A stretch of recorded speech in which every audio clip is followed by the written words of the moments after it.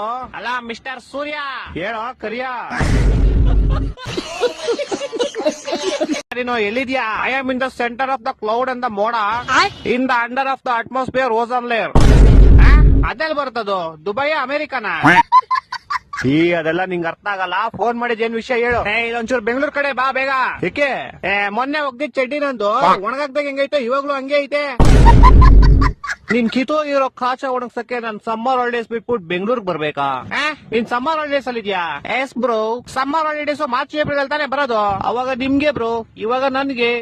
ಅದ್ ಸರಿ, ಏನ್ ಮಾಡ್ತೀಯಾ ಸಮ್ಮರ್ ಹಾಲಿಡೇಸ್ ಅಲ್ಲಿ? ನಿದ್ದೆ ಮಾಡ್ತಾ ಇದೀನಿ ಬ್ರೋ. ಸಮ್ಮರ್ ಹಾಲಿಡೇಸ್ ಇಲ್ದೇ ಇರ್ಬೇಕಾದ್ರೆ ಏನ್ ಮಾಡ್ತೀಯಾ?